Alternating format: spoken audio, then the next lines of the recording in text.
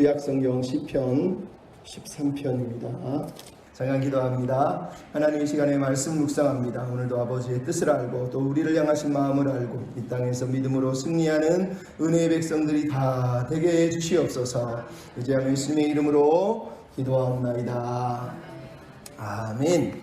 오늘 말씀 제목은 흔들릴 때 해야 할 일이라는 제목으로 말씀을 나누려고 합니다. 오늘 지금 읽은 시편 13편은 개인 탄식시예요. 우리가 읽었지만 하나님 어떤 때까지 어느 때까지 이렇게 탄식을 하고 있다라는 거예요. 근데 시편 표제는 인도자를 따라 부르는 노래에 이렇게 써 있습니다. 시편이 대부분이 그렇지만 이 시는 분명히 다윗이 살면서 당했던 어려운 시간에 고백했던 고난의 시였을 거예요. 근데 인도자를 따라 부르라 이렇게 말하는 이유는 이것이 개인의 경험이 아니라 모든 사람들이 느끼는 경험이기 때문에 그렇다는 거예요. 그러니까 예배 중에 성도들이 늘 말씀드리지만 시편은 예배 중에 이런 시를 계속 읊는 이유는 우리 모두가 이런 상황 속에 처할 수 있다는 거예요. 예수님을 믿는다고 그래서 어려움이 없고 아픔이 없고 근심이 없고 이런 일은 절대 없습니다. 누구나 이런 경험, 이런 고통을 경험하게 돼 있다는 거예요. 그래서 우리는 이런 시편을 읽으면서 신앙생활이 뭘까 늘 고민해 봐야 돼요. 신앙생활은 내가 믿음을 지키는 일이에요. 삶 속에서 믿음을 어떻게 지킬 것인가. 이게 우리에게 중요한 거예요. 왜? 우리는 인생살이를 사는 동안에 흔들리지 않는 사람이 아무도 없고 또 우리를 흔들어대는 요소들이 얼마나 많습니까? 늘 얘기하지만 사탄은 항상 우리를 흔들어댑니다. 그래서 사탄은 우리를 넘어뜨리려고 하죠. 세상은 어떻습니까? 마귀 권세가 장악하고 있는 그런 세상 체계는 항상 우리를 흔들어대게 돼 있어요. 더 나아가서 우리 마음에 있는 죄성. 내가 예수님을 믿는데도 우리 안에 죄성이 남아있어요. 그래서 그 죄성이 마귀가 건들기만 하면 우리가 막 흔들어대고 흔들리고 하는 일들이 벌어지는 거예요. 근데 중요한 건 세상이 흔드는 것보다 더 중요한 건 내가 흔들리지 않는 게 사실은 중요한 거라는 거예요. 옛날에 제가 달콤한 인생이라는 영화 그 앞에 부분 잠깐 얘기한 적이 있잖아요. 어느 봄날에 스승과 제자가 처마에 앉아서 이렇게 버드나무를 보는데 버드나무 가지가 막 흔들리니까 제자가 스승에게 스승님 저 흔들리는 게 나뭇가지가 흔들리는 겁니까? 아니면 바람이 흔드는 겁니까? 이렇게 물어봤더니 스승이 뭐라고 그랬다고요? 흔들리는 건 나뭇가지도 아니고 바람도 아니고 흔들리는 건 네 마음이다 이랬다는 거예요.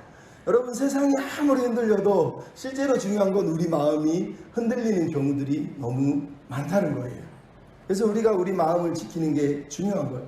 근데 마음이 흔들릴 때, 이 흔들릴 때 내가 바르게 반응을 하면 우리는 아름다운 믿음으로 성장할 수 있어요. 하지만 흔들릴 때 그냥 세상의 풍파에 같이 흔들려 버리면 그때 우리 신앙은 무너지는 거죠. 저번에 도종환 시인이 흔들리며 피는 꽃이라는 시에도 이런 내용이 있다고 그랬잖아요. 흔들리지 않고 피는 꽃이 어디 있으랴. 이 세상 어떤 아름다운 꽃도 다 흔들리면서 피었나니 흔들리면서 줄기를 굳게 세웠나니 흔들리지 않고 가는 사랑은 또 어디 있으랴 이랬단 말이에요. 그러니까 흔들리는 이유는 흔들어서 뿌리를 깊이 내리게 하려고 흔든다고 도종환 시인은 사실은 말하는 거예요. 그러니까 인생이든 가족이든 삶이든 다 마찬가지. 우리를 흔드는 건 많습니다. 흔들릴 때 우리가 흔들림을 통해서 뿌리가 더 깊이 내려가고 줄기가 더 단단해지면 나중에 열매를 맺을 수 있는 거예요. 그래서 흔들릴 때 우리에게 필요한 건 어떻게 반응하느냐예요. 흔들릴 때 반응하는 사람이 저 신앙이 진짜인지 가짜인지 다 판결이 나게 돼 있어요. 오늘 본문의 다윗도 보십시오. 세상의 무게 앞에서 지금 흔들리잖아요. 우리가 아는 하나님의 마음에 합한 사람, 가장 강력한 왕 골리앗도 때려 죽인 사람인데 거기다가 하나님만 매일 찬양하는 그냥 시편은 다 다윗의 노래가 얼마나 많습니까?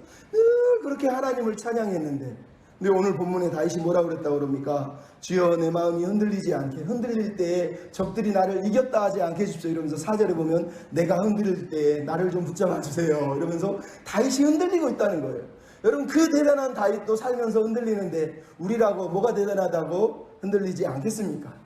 흔들리는 거예요. 근데 흔들릴 때 중요한 건 내 마음이 내 영혼이 흔들린다는 거예요. 그때 어떻게 반응을 할 것인가 그게 너무 중요하다는 거예요. 학자들은 그래서 시편 23편 오늘 본문을 어떻게 읽었냐면 공경에 처했을 때 어떻게 기도해야 하는가를 보여주는 모델, 사례가 바로 이 시편이다라고 학자들은 읽었다는 거예요. 그러니까 우리가 어려움을 당할 때 어떻게 기도해야 되지? 오늘 이 시편처럼 기도해야 된다 이랬다는 거예요. 오늘 시편에 보면 대체 다윗을 흔들고 있는 그것이 무엇입니까? 그리고 우리는 흔들릴 때 어떻게 그러면 해야 합니까? 오늘 시편을 보면 첫째, 시인은 고통 가운데 지금 흔들리고 있는데 무엇 때문에 흔들리는지를 자세히 보여주고 있어요. 1절, 2절을 보시면 뭐라고 되어 있습니까? 어느 때까지, 무려 4번이나 어느 때까지, 어느 때까지, 어느 때까지, 어느 때까지. 내용이 뭐예요? 영원히 잊으셨습니까? 어느 때까지 숨어 계시겠습니까? 종일토록 근심하고 어느 때까지 해야 됩니까? 어느 때까지? 여러분, 이게 무슨 얘기예요? 긴 고난의 시간을 보내고 있다는 거예요. 여러분, 잠깐 고통당하고 있는 게 아니에요. 그냥 해결되지 않는 문제로 인해서 아무리 기도해도 아무리 기다려도 해결되지 않고 있다는 거예요. 얼마나 힘들겠습니까? 때로는 고난의 무게보다, 고난의 크기보다, 고난의 기간이 우리 신앙을 더 위협하고 힘들게 합니다.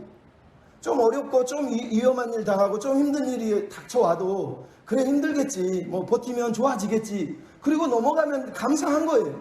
근데 고난이 길어지면 이게 해결될 기미도 보이지 않고 뭐 아무런 내 힘으로는 할 수도 없고, 상황을 봐도 환경을 봐도 변할 것 같지 않은 그 상황, 출구도 보이지 않고 끝도 없고, 대체 이 터널은 언제 끝나는 거야? 끝날 것 같지 않을 때, 그때가 가장 힘든 거예요. 여러분, 오늘 본문에 이 다윗이 얼마나 힘들었으면 어느 때까지 영원히 나를 잊었습니까?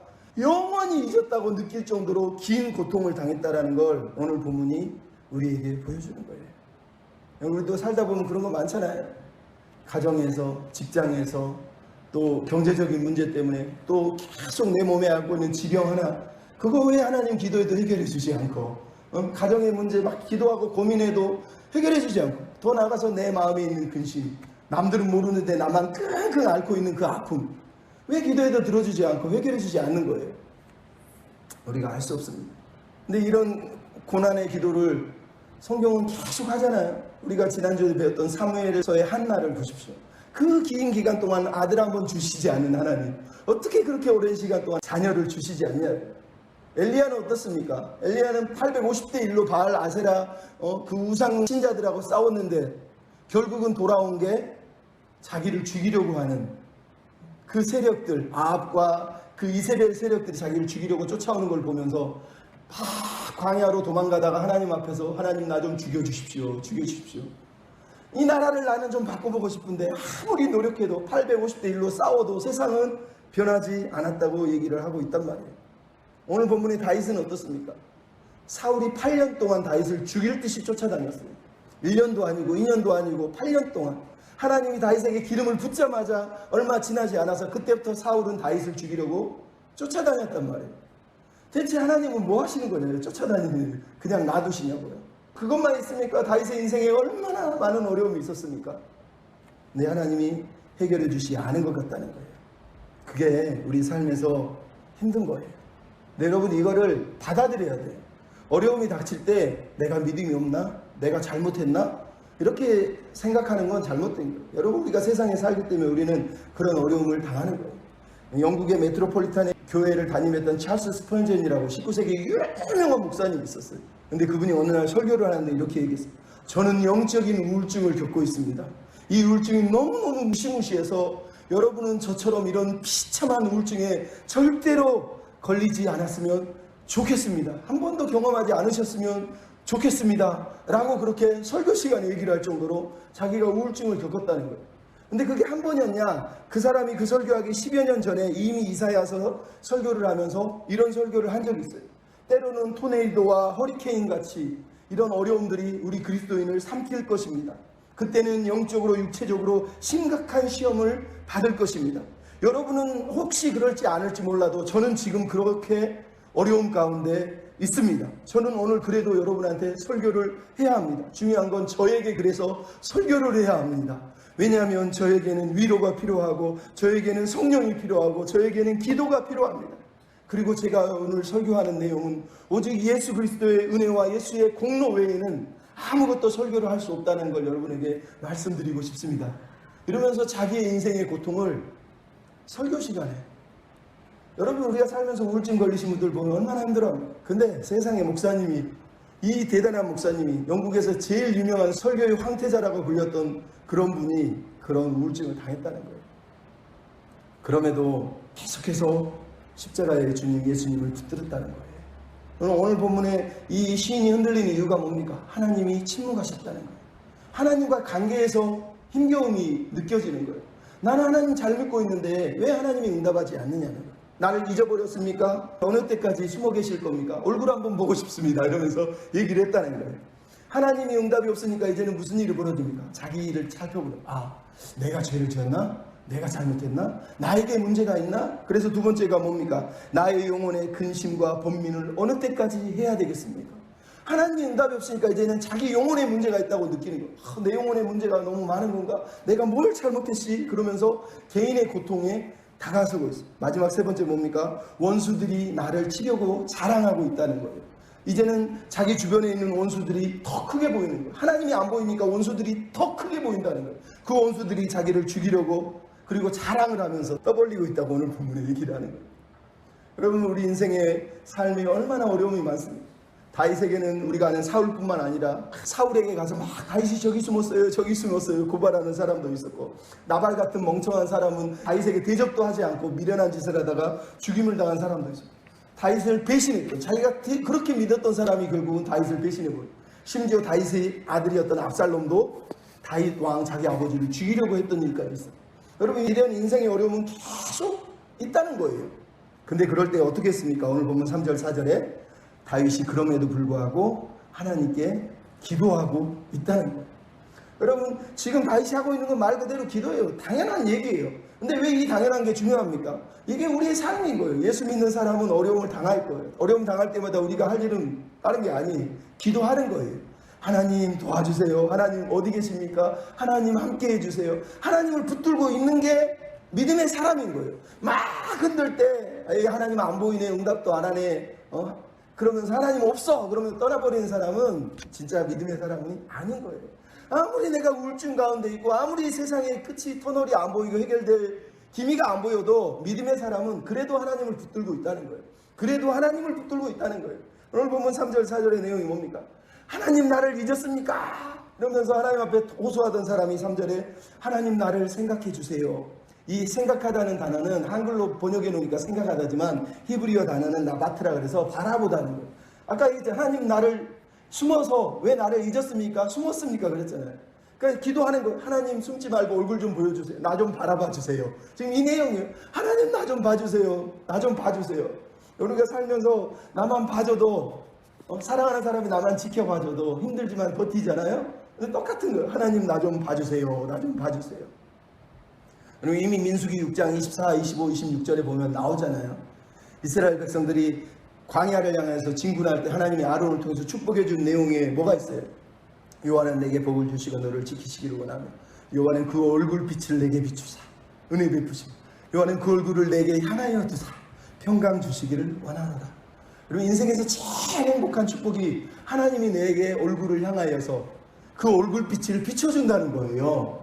하나님의 얼굴 아래 사는 사람은 그래서 힘들어도 어려워도 행복한 거예요. 그래서 오늘 본문이 말하는 거예요.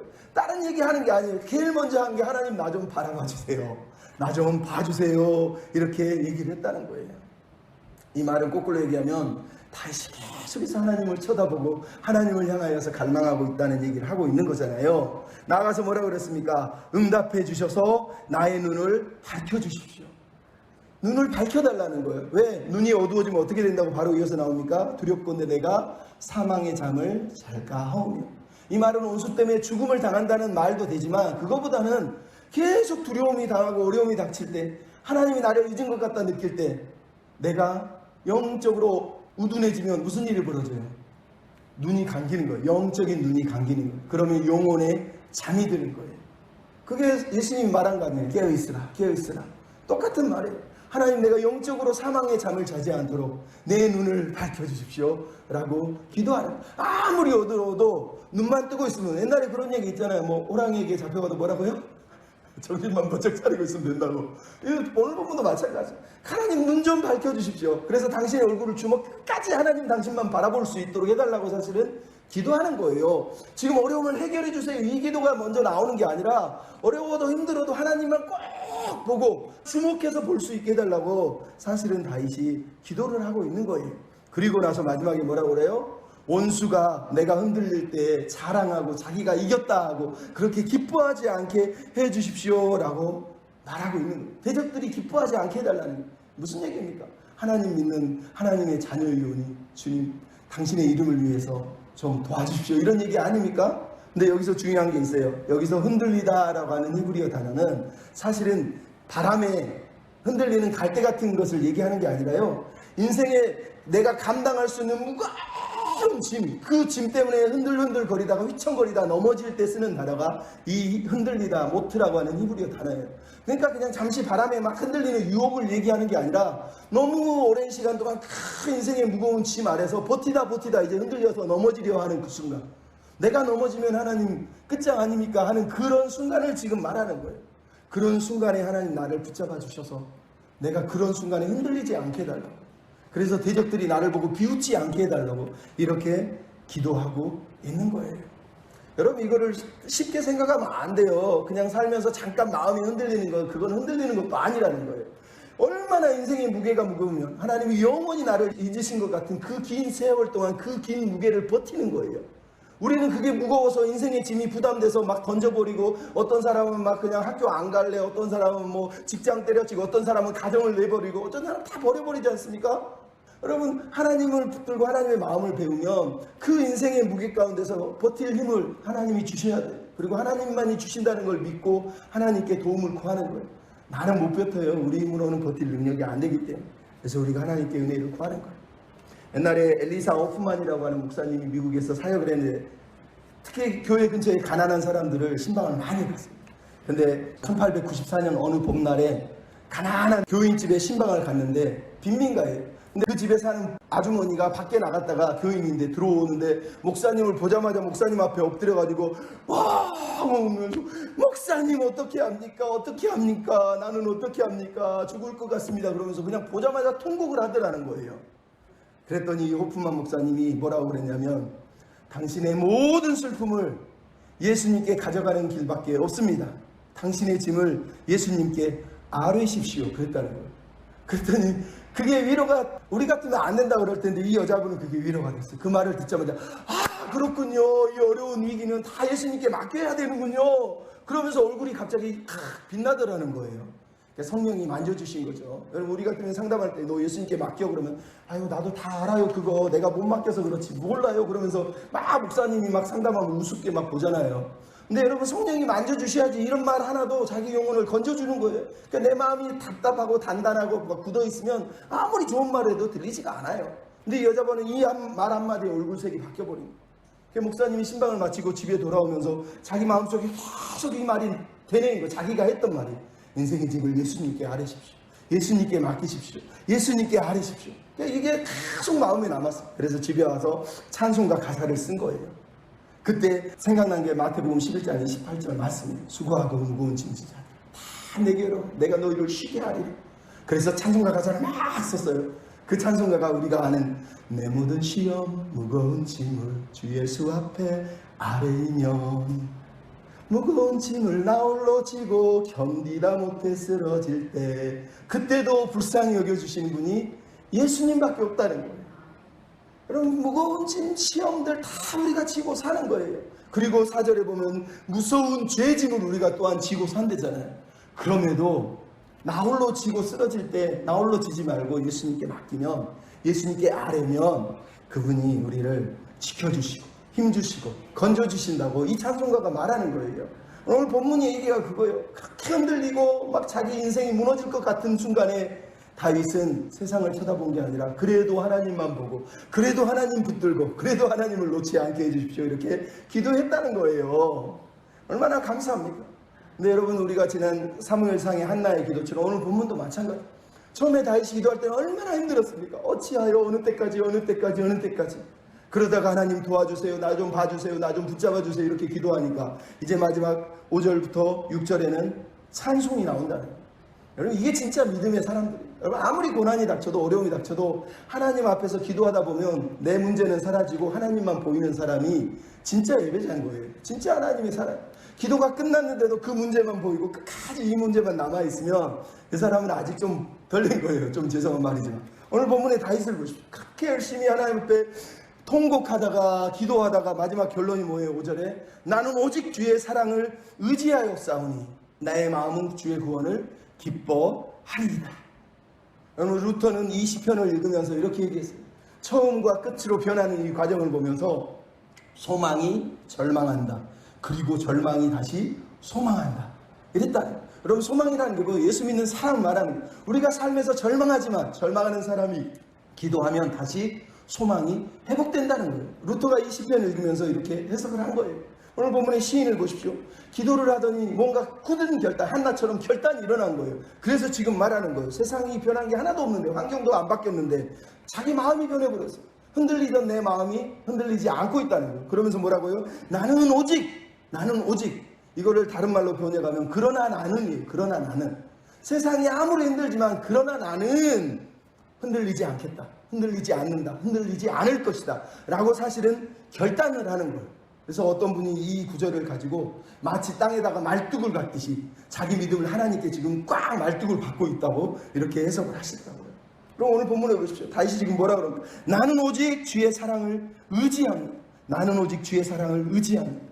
그럼 여기서 사랑이 뭐라고요? 우리가 맨날 얘기하는 헤세드, 언약적 사랑, 변하지 않는 사랑, 포기하지 않는 사랑, 흔들리지 않는 사랑, 끝까지 충성스러운 사랑을 말하는 거예요. 누구의 사랑? 하나님의 사랑. 내 사랑은 흔들릴 수 있어요. 나는 변할 수 있어요. 근데 다윗이 지금 뭐라고요? 주의 사랑 앞에 내가 의지하겠다는 거예요. 나는 부족한데 하나님은 부족하지 않아요. 변하지 않으세요. 떠나지 않으세요. 포기하지 않으세요. 그래서 나는 하나님의 사랑을 의지하겠다는 거예요. 근데 의지하겠다고 그랬어요. 의지하였사오니에요? 의지하였다는 거예요. 그전에도 의지하고 있고 지금도 의지하고 있다는 거예요. 지금 세상이 흔들리지만 나는 여전히 하나님의 사랑을 의지하고 있고 앞으로도 의지할 것입니다 라는 의미로 이 고백을 하고 있는 거예요. 여러분, 믿음의 사람은 흔들려도 하나님을 향한 사랑은 놓지 않는 거예요. 하나님이 나를 포기하지 않는 그 사랑을 내가 믿으면, 깨달으면, 확신하면, 다윗이 지금 그걸 깨달은 거 아니에요? 기도하다 보니까 하나님이 한 번도 자기를 버린 적이 없어. 떠난 적이 없어. 포기한 적이 없어. 비록 흔들리고 있지만, 세상은 흔들고 있지만 하나님이 자기를 향한 마음이 한 번도 변한 적이 없다는 거예요. 그러면 1절에서는 하나님 나를 잊었습니까? 이렇게 얘기했는데 헤세드 사랑은 뭐예요? 잊지 않는 사랑이에요. 나를 절대 잊지 않는 사랑이란 말이에요. 그래서 다윗이 지금 그 사랑을 의지하겠다고 말하고 있는 거예요. 여러분, 이사야 49장 14절, 15절, 16절이 뭐라고 그럽니까? 시온이 이르기를 여호와께서 나를 버리시고 나를 잊으셨나이다 하였거니와 여인이 어찌 그 젖을 먹은 자식을 잊고 태에서 난 아들을 긍휼히 여기지 않겠느냐? 그들은 혹시 잊을지라도 나는 너를 잊지 아니할 것이다. 내가 너를 내 손바닥에 새겼느니라.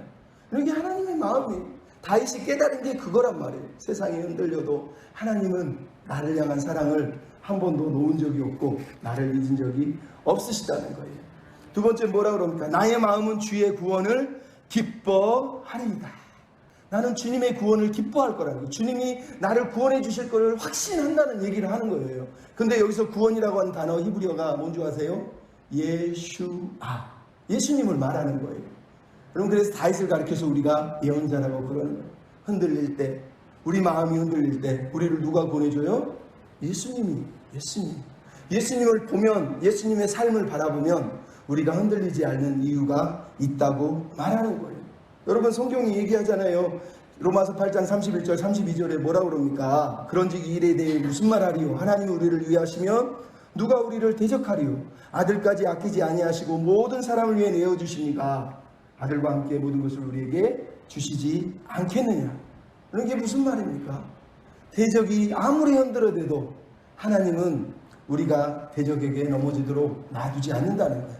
하나님이 우리를 위하신다는 거예요.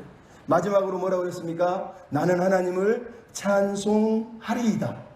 근데 왜 찬송한다고요? 베풀어 주신 주의 은덕 때문이라는 거. 이는 주의 은덕을 인함이라는 거. 여러분, 여기서 은덕이라고 하는 히브리어 가말은 넉넉하게 풍성하게 대우해 줬다는 거예요. 다윗이 지금 그 대우를 지금 받고 있다는 얘기예요? 아니요. 이미 받은 것을 얘기하는 거예요. 다윗이 기도하면서 주님이 나를 얼마나 사랑했는지를 깨달은 것뿐만 아니라 내가 얼마나 많은 사랑을 받았는지를 깨달았다고 지금 얘기를 하는 거예요.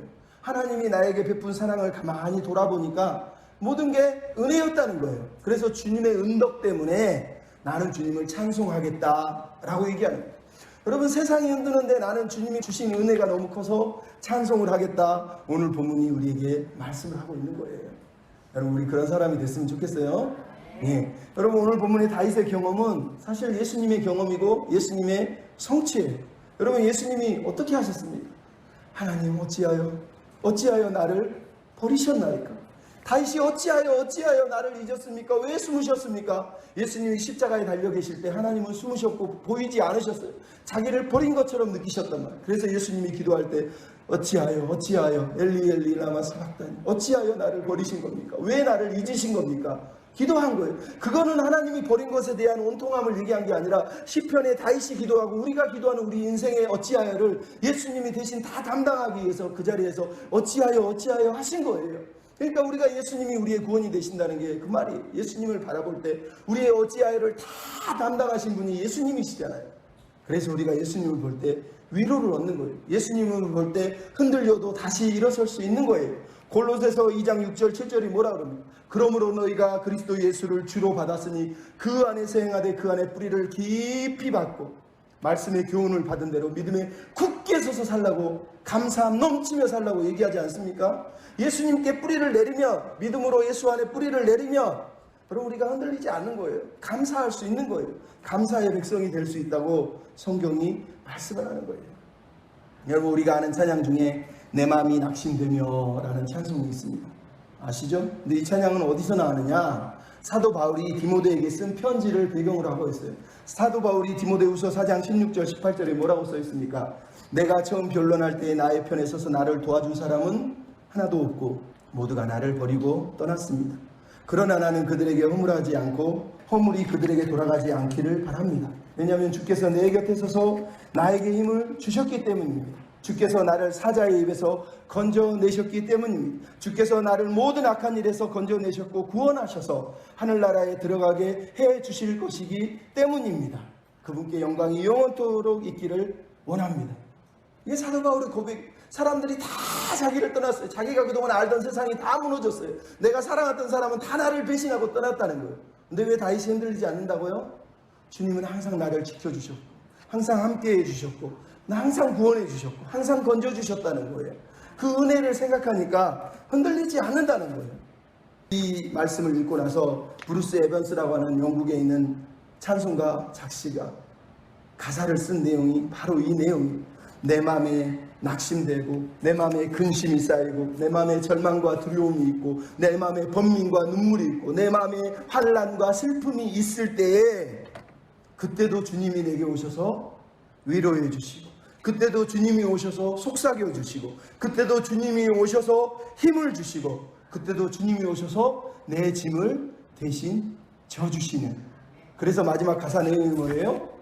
그 은혜가 내게 족하네. 그 은혜가 족하네. 그 은혜가 족하네. 이 괴로운 세상 지날 때 그 은혜가 족하네. 사도 바울의 고백 아닙니까? 아무리 기도해도 세상의 가시, 육체의 가시 좀 빼달라고 기도해도 3번이나 그래서 또 기도했는데도 가시를 제거해 준 게 아니에요. 그대로 육체의 가시가 남아있었단 말이에요. 근데 하나님이 뭐라고 그랬습니까? 네 은혜가 네가 족하다. 이는 네가 약한 데서 능력이 온전하여 지기 때문이다. 그래서 사도 바울이 그 말씀을 받자마자 뭐라고 그랬습니까? 도리어 내가 크게 기뻐함으로 나의 여러 약한 것들을 이제 자랑하리라. 왜냐하면 그리스도의 능력이 내게 머물게 하려 함이니 그러므로 내가 이제는 그리스도를 위하여 나의 약한 것과 능력과 궁핍과 박해와 곤고를 기뻐하노라. 여러분, 이걸 왜 기뻐해야 됩니까? 기뻐하면 안 되잖아요. 근데 왜 기뻐한다고요? 그거를 주신 하나님이 그 약함 가운데 당신의 능력을 다 드러내시기 위해서, 당신의 사랑을 다 보여주시기 위해서 우리를 그렇게 하셨다는 거예요. 그러니까 여러분, 다윗의 고백이나 바울의 고백은 똑같아요. 빨리 해결해 주세가 아니라 주님을 먼저 바라보고 하나님을 먼저 바라본 거예요. 그리고 하나님 안에서 그 얼굴을 바라보고 그 얼굴빛을 향해서 나를 바라보시는 그분 때문에, 그 사랑 때문에, 그 은혜 때문에 오히려 나가 약하고 박해를 당하고 고난을 당하지만 자랑하겠다, 기뻐하겠다, 감사하겠다. 언어가 바뀌어버리지 않습니까? 우리도 그럴 수 있어야 되는 거예요. 맨날 아프고 여기 쑤시고 허리 아프고 다리 아프고 병이 있고 뭐 가정도 해결 안 되고 아무것도 안 되죠. 근데 그럼에도 불구하고 하나님을 바라봐야 돼. 하나님의 사랑에 우리도 묶어야 돼. 여러분, 오늘 본문에 다윗이 한 일이 그거예요. 나는 오직 주의 사랑을 의지하겠다. 나는 주의 사랑에 내 몸을 꽁꽁 묶어놓겠다. 이런 말하고 똑같은 거예요. 주님의 사랑에 꽁꽁 묶여서 흔들리지 않는 주의 사랑의 백성이 되겠다. 은혜의 백성이 되겠다. 이렇게 고백하고 있는 거예요. 그걸 로마서 8장에서 우리가 다 아는 대로 하는 내용이 뭐예요? 누가 우리를 그리스도의 사랑에서 끊으리요? 아무것도 못 끊어요. 오히려 우리를 사랑하시는 이로 말미암아 우리가 넉넉히 이기느니라. 여러분, 이렇게 고백한 거예요. 여러분, 우리가 그래서 해야 될 일은 하나예요. 기도도 해야 되고 하나님도 의지해야 되지만 결국은 하나님을 더 사랑해야 돼. 주님의 사랑에 우리가 묶여서 살아야 돼. 우리가 잘 아는 찬양 있잖아요. 오직 주의 사랑에 매여. 사랑에 매여야 돼요. 사랑에 그냥 내가 매여 있어야 돼요. 그래, 어떻게 매웁니까? 주께서 주신 모든 은혜 나는 말할 수 없네. 내 영혼 즐거이 주 따르렵니다. 주께 내 삶 드립니다. 누가요? 하나님의 사랑에 매여 있는 사람이, 다 은혜라고 믿는 사람이 흔들리지 않는 거예요. 아니, 흔들릴 때 오히려 사랑에 나를 묶어버린다는 거예요. 그런 사랑의 밧줄에 꽁꽁, 권사님 맞죠? 밧줄로 꽁꽁, 밧줄로 꽁꽁, 이렇게 꽁꽁 묶고 사는 우리가 다 되셨으면 좋겠습니다. 아멘.